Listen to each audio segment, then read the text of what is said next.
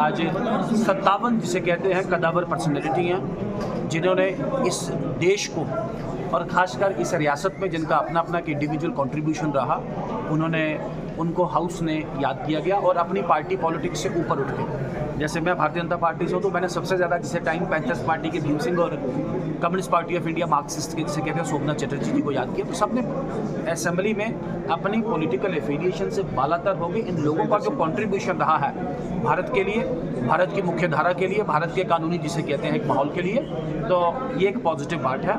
दो विषय मैंने उठाए हैं कि एक बात की गई इंसानियत, जमहूरियत और कश्मीरियत। मैंने बार बार कहा है भारतीय जनता पार्टी की रीति और नीति और केंद्र सरकार की भी रीति और नीति जमहूरियत, इंसानियत और कश्मीरियत से एक जिसे कहते हैं एक बिल्कुल सुई की नोक के बराबर भी उससे बाहर नहीं है। इंसानियत, जमहूरियत और कश्मीरियत हम सब के लिए एक जिसे कहते हैं वो आउट ऑफ द 10 कमांडमेंट्स जिसे कहते हैं वो हमारे लिए कमांडमेंट है, वो हमारे लिए होली जिसे कहते हैं एक सिग्नल है, एक मैसेज है। दूसरा, लाहौर बस की बात की गई, मैंने इसको थोड़ा एक्सपेंड किया। लाहौर बस और आगरा समिट ये दोनों फेलियर रहे। आगरा समिट प्रधानमंत्री जी ने परवेज़ मुशर्रफ साहब को बुलाया वहाँ पे, लेकिन आगरा समिट बिना किसी डिक्लेरेशन के एंड हुआ।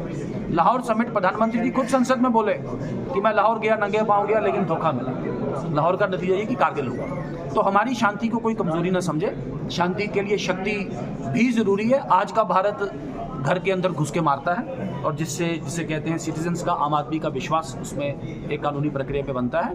आज के दिन भी मैं आपको उसको प्लान करके बनाऊँ ज़रा कम से कम कि इन दोनों मौजू पे हमने डिटेल में जिसे कहते हैं अपना विषय बनाते हुए हमने अपना बात रखी है। बाकी जो आप रिमेनिंग जिसे कहते हैं पार्ट कह रहे हैं कि कल एक विषय हाउस में आया है, उस विषय को एक तो वो विषय हाउस के बिजनेस का पार्ट नहीं है। मेरा आप सबसे परम अनुरोध है, मैं कोई आपको जिसे कहते हैं कोई थ्रेट या को आपसे कोई ऊंची आवाज़ में बात नहीं, लहजे में बात नहीं कर, आप सभी मीडिया बंधुओं से खासकर कि वो विषय हाउस के बिजनेस का आप वही रिपोर्ट कर सकते हैं जो हाउस के बिजनेस का पार्ट हो।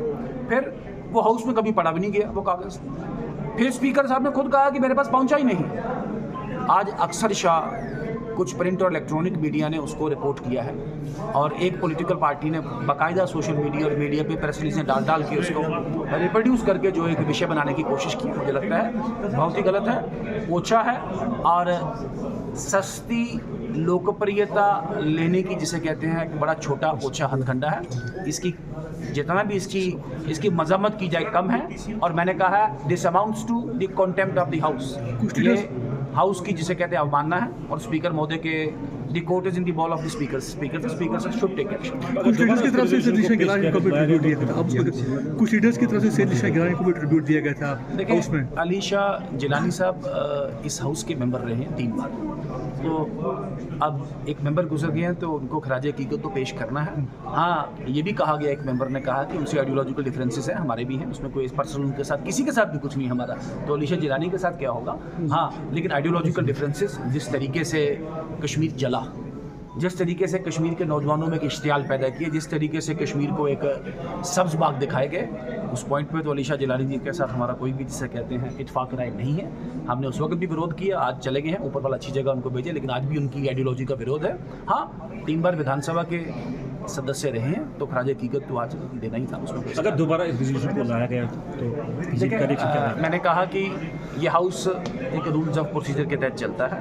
एक आपने अच्छा सवाल पूछा, मैं वो विषय जिस विषय पे पार्लियामेंट ऑलरेडी कानून बना चुकी है, जम्मू कश्मीर सेंटर की एक यूनियन टेरिटरी है, तो जिस पे केंद्र कानून बना सका, दोनों संसद ने उसे पास किया और दोनों संसदों के बाद देश की सर्वोच्च अदालत ने, और सर्वोच्च अदालत की भी फुल बेंच, कॉन्स्टिट्यूशन बेंच, संवैधानिक पीठ ने उस पर अपना स्टैंप लगाया है। आप मुझे बताइए क्या उसको डिस्कस कर सकते हैं हम? बिल्कुल नहीं कर सकते। ये ना हमारे रूल्स ऑफ प्रोसीजर अलाउ करता है, ना हमारा आइन, ना हमारा संविधान से अलाउ करता है सर। इसी और तरह हम कतई भी इसे अलाउ नहीं करते। सर, इसी तरह जो है सुप्रीम कोर्ट ने भी कहा है कि स्टेटहुड को रेस्टोर किया जाए, लेकिन मुझे नहीं लगता कि जम्मू कश्मीर यूनिट है वो इस मामले में बात कर रही है। जम्मू कश्मीर कल असेंबली में भी बोलूँगा, मगर चिंता मत करो, जम्मू कश्मीर रियासत था और रियासत ही रहेगा।